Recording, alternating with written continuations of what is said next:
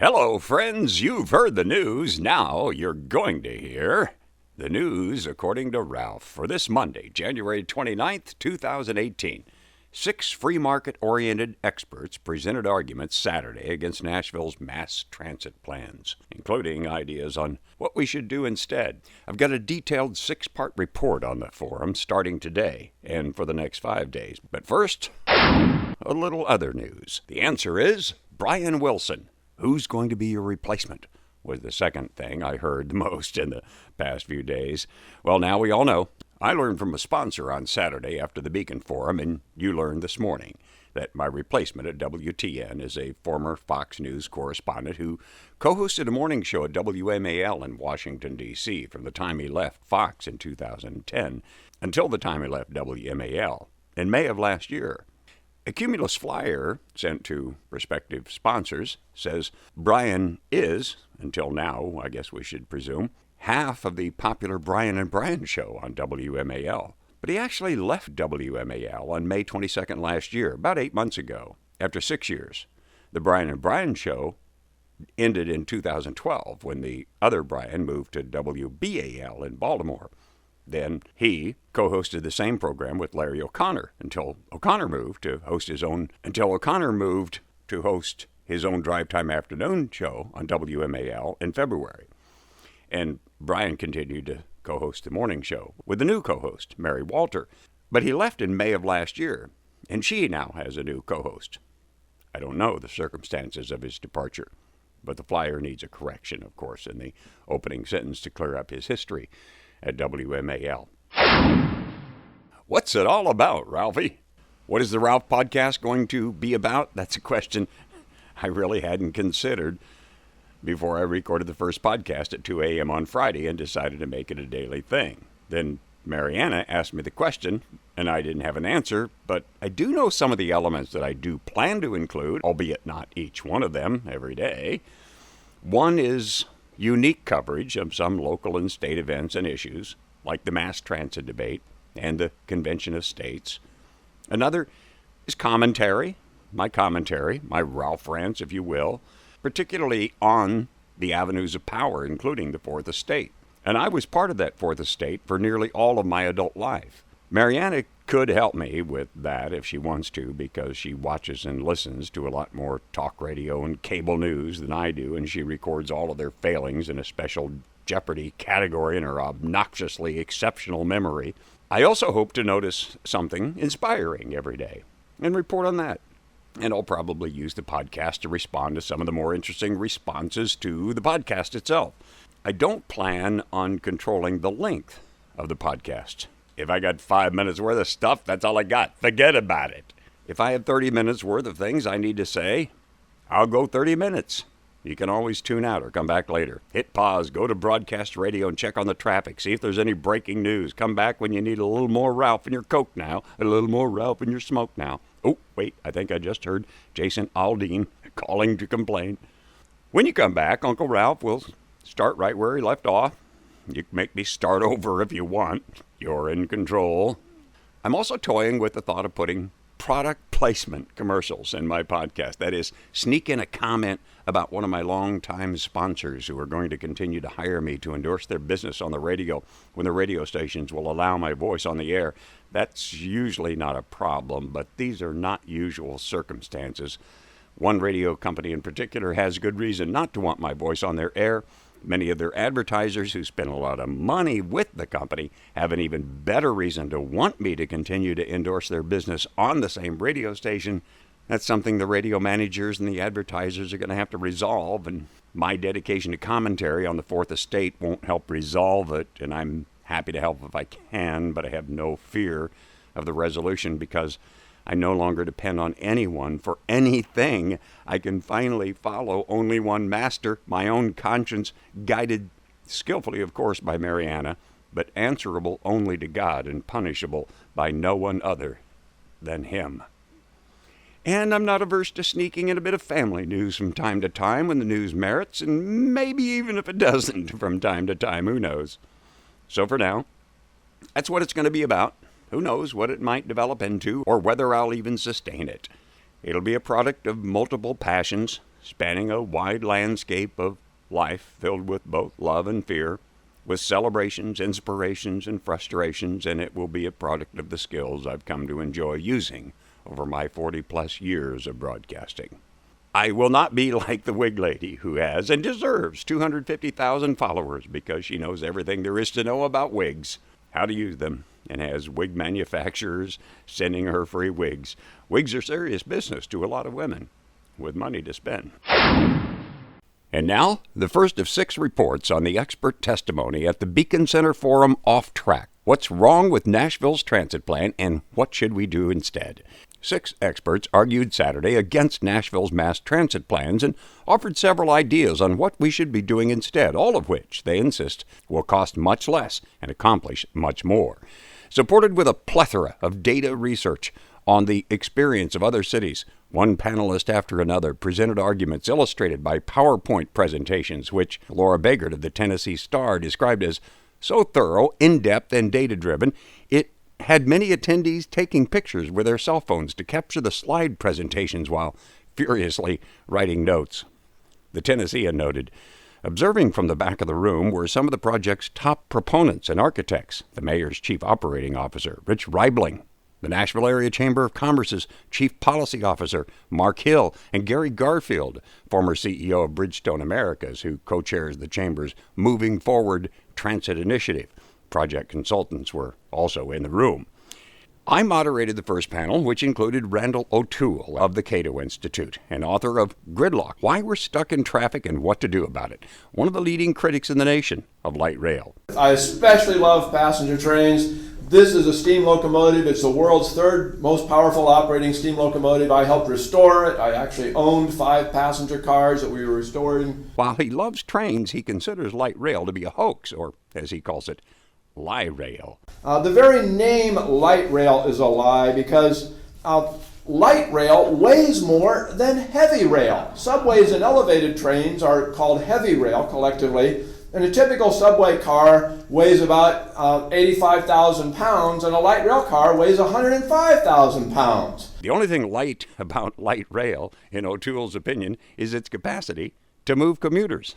By definition, light rail is low-capacity transit, and yet the Nashville and Portland and other cities repeatedly call it high-capacity transit. The light rail supporters in the back of the room continued to say, even after the forum, that opponents have offered no alternatives, a charge that particularly irritated the chairman of the Beacon Center, John Cerasulo.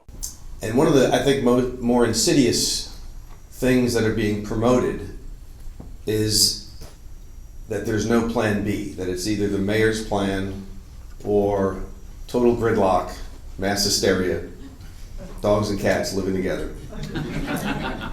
O'Toole believes more and better use of buses is among the better, although not only, alternative ideas. For comparison, Portland and other cities have streets that move 160 buses an hour. And a typical bus can hold what's called an articulated bus, or some people call them bendy buses, has 60 seats and room for 40 standees, so it can hold 100 passengers. That means a street can move 16,000 people an hour on buses, more people than on the highest possible capacity, low-capacity rail line you can imagine. In fact, O'Toole says Denver proved buses are better than light rail with side-by-side investments. Denver voters, unfortunately, agreed to spend $4 billion building light rail lines in 2004, and they ended up spending $7 billion building light rail lines because of cost overruns, but they also built one bus route, and it goes from Denver to Boulder. It's called the Flatiron Flyer, and it was the only one that didn't have cost overruns. It's the only one that met its ridership targets, and its average speed is 41 miles an hour. The average speed of light rail in Denver is 21 miles an hour. According to O'Toole, Portland's light rail system produced a drop in transit's share of the city's commuter traffic. Portland is another place where you hear about light rail. It's the light rail mecca. Light rail is very successful there. Here's how successful it is. In 1980, before they built any light rail, buses moved 10% of all commuters to work in the Portland area every day. 10%. Then they built 5 light rail lines, 2 streetcar lines, and a commuter rail line. Thanks to that, the percentage of people taking transit to work is now all the way up to 8%.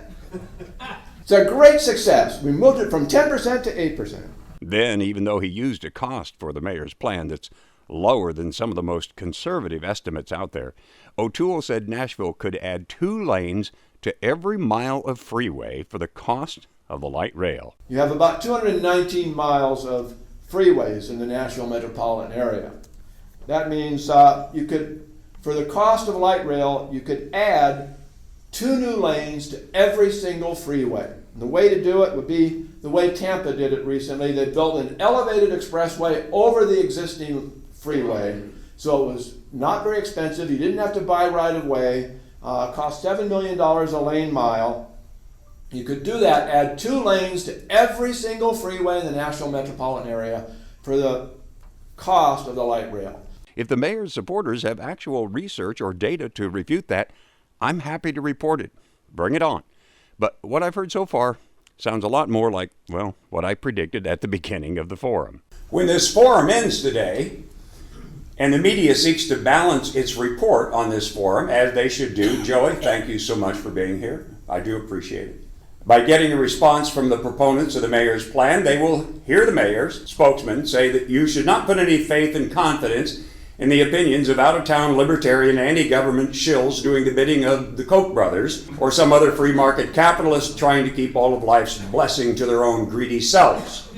Tomorrow in part 2 of Off Track, we'll hear from Michael Sargent of the Heritage Foundation, who explained in intricate detail why the transit plan's reliability on some federal funding is most likely wishful thinking. And now, a word about the Fourth Estate.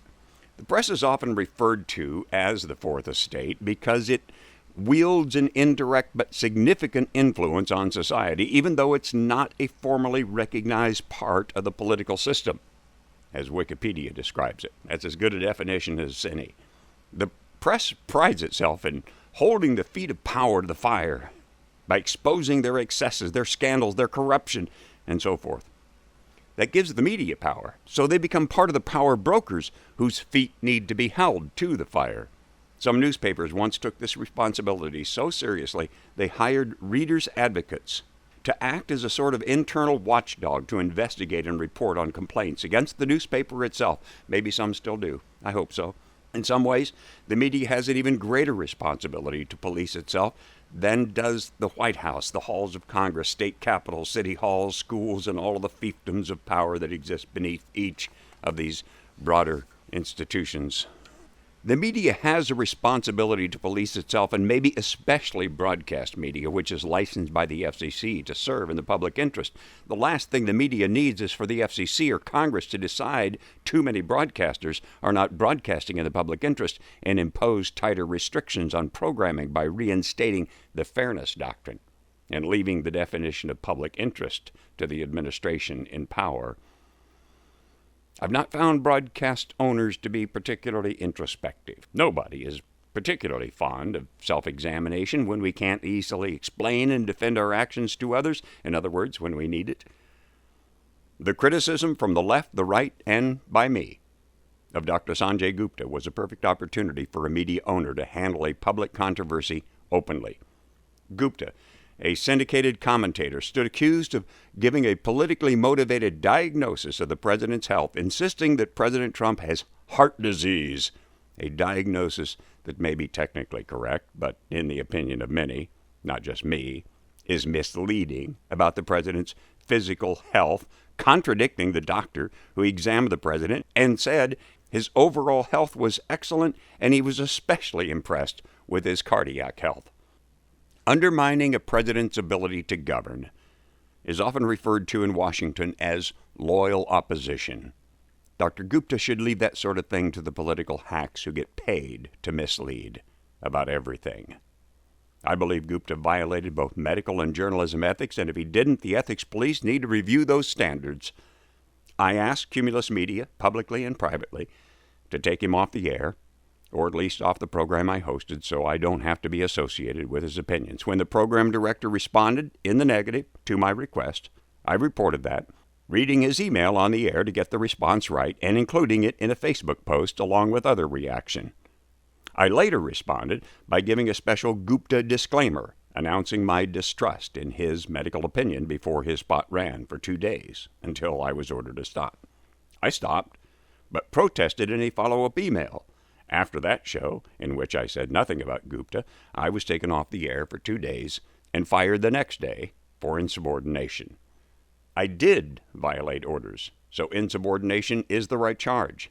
Publicizing the program director's response violated a long-standing order to keep internal company communications private.